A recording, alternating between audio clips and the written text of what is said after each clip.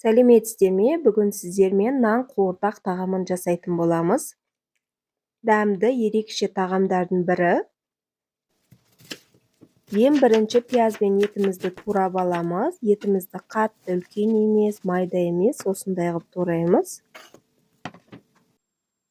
Қызып тұрған қазанға майымызды құямыз. Менде бұл жерде қазан емес, жай таба.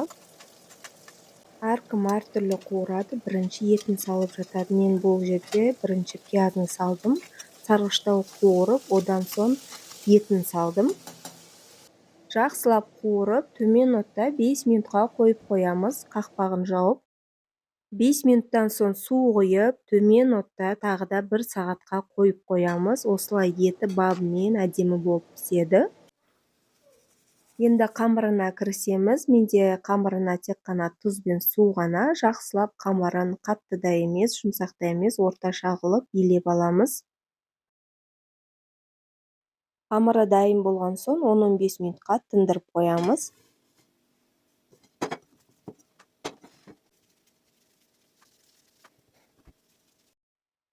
Қамырымызды жайып аламыз. Қатты жұқа да емес, қалың да емес етіп жаямыз.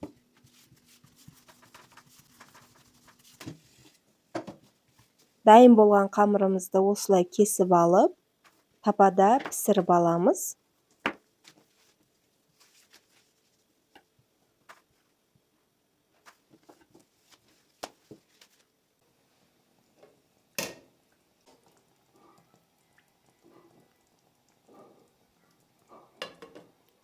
Қамырымызды қатты пісірмейміз. Кішкене аппақ осындай точкалары пайда болса болды, ала береміз. Дайын болған қамырларды осылай орап, кесіп аламыз. Менің кескенім жіңішке емес, орташа. Сіздер одан да жіңішке или қалыңдау кессеңіздер де болады. Кескен қамырларымызды осылай ажыратамыз қолымызбен. Кескен қамырымызға сұйық май құйып, қолымызбен осылай ажыратып аламыз. Өйткені қазанда пісіп жатып, бір-біріне жабысып қалмау үшін. Жаңа құйған суымыз тартылды, осылай суы жоқ болып тартылу керек.